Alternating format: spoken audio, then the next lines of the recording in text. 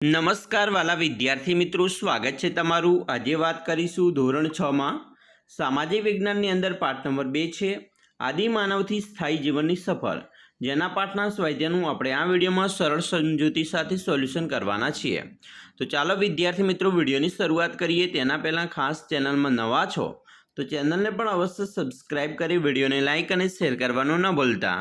પાઠ મિત્રો 2 આદિમાનવથી સ્થાયી જીવનની સફર, જેમાં પ્રશ્ન 1 છે।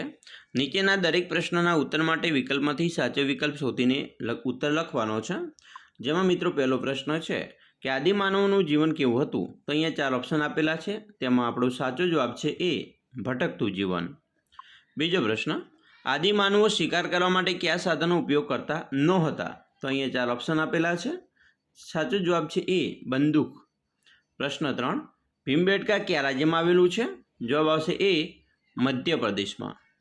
ચોથો, સ્થાયી જીવનથી આદિમાનવે કેવી પ્રવૃત્તિઓ શરૂ કરી નહોતી, જવાબ આવશે ડી, ઉદ્યોગ। આગળ જોઈશું પ્રશ્ન મિત્રો 2 છે, ટૂંકમાં ઉત્તર આપવાના છે। જેમાં પહેલો પ્રશ્ન છે, સ્થાયી જીવન માટેની જરૂરિયાતો શા માટે ઊભી થઈ, જવાબ, આદિમાનવ શરૂઆતમાં ખોરાકની શોધમાં ભટકતું જીવન જીવતો હતો। લગભગ 12,000 વર્ષો પહેલાં વિશ્વભરના વાતાવરણમાં વ્યાપક પરિવર્તન આવતા વનસ્પતિ અને ઘાસના ક્ષેત્રો ઊભા થયા। પરિણામે ધીમે ધીમે કૃષિ અને પશુપાલનની પ્રવૃત્તિઓની શરૂઆત થઈ। કૃષિ માટે સ્થળોને છોડીને જઈ શકાતું ન હતું, કારણ કે પાકને ઉગતા થોડો સમય લાગે છે, તેને પાણીની જરૂર પડે છે। પાક તૈયાર થયા બાદ અનાજના છોડને કાપીને તેમાંથી અનાજ કાઢવું પડે છે। આ પ્રક્રિયા માટે એક સ્થળે રોકાવું પડે। ઘઉં, જવ અને બાજરી જેવા ધાન્યો આદિમાનવના ખોરાક માટે ઉપયોગી બન્યા હતા। પશુપાલન માટે તેણે આયોજન શરૂ કર્યું હતું। આમ ખેતી અને પશુપાલનની જરૂરિયાતો ઊભી થતાં આદિમાનવના સ્થાયી જીવનની શરૂઆત થઈ હતી। બીજો પ્રશ્ન, અગ્નિના ઉપયોગથી આદિમાનવના જીવનમાં કેવું પરિવર્તન આવ્યું, જવાબ, અગ્નિના ઉપયોગથી આદિમાનવના જીવનમાં ક્રાંતિકારી પરિવર્તન આવ્યું।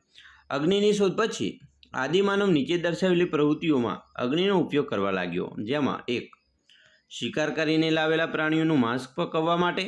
2, પોતાની ગુફામાં અજવાળું કરવા માટે। 3, ગુફા આગળ અગ્નિનો તાપણો કરીને જંગલી પ્રાણીઓને ભગાડવા માટે। અને 4, ઠંડી સામે રક્ષણ મેળવવા માટે। ત્રીજો પ્રશ્ન છે, આદિમાનવો કેવા પાકો ઉગાડતા હતા, જવાબ, આદિમાનવો ઘઉં, જવ, બાજરી, ચોખા, મસૂર વગેરે પાકો ઉગાડતા હતા।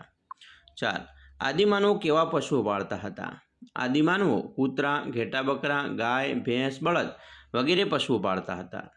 પ્રશ્ન મિત્રો 3 છે, નીચેના વિધાનો ખરા છે કે ખોટા તે લખો। 1, સ્થાયી જીવનની શરૂ થતાં આદિમાનવે હિંસક પ્રાણીઓ પાળવાનું શરૂ કર્યું, તો વિધાન ખોટું છે। બીજું, પાષાણ યુગમાં પથ્થરના હથિયારનો ઉપયોગ થતો હતો, વિધાન સાચું છે। ત્રીજું, ભીમબેટકામાં આદિમાનવે સિંહ અને વાઘના ચિત્રો દોરેલા છે, ખોટું। 4, ભીમબેટકાની ગુફામાં પ્રાકૃતિક રંગથી ચિત્રો દોરેલા છે, સાચું વિધાન। વિદ્યાર્થી મિત્રો, અહીંયા જે આપણે વાત કરી એ તમારા પાઠ નંબર 2ના સ્વાધ્યાયનું સંપૂર્ણ સોલ્યુશન જોયું। આશા રાખીએ છીએ તમને આપણો આ વિડીયો ખૂબ જ ઉપયોગી નીવડશે। અને ખાસ મિત્રો વિડીયો ગમે હોય તો લાઇક, શેર અને સબસ્ક્રાઈબ કરવાનું પણ ન ભૂલતા।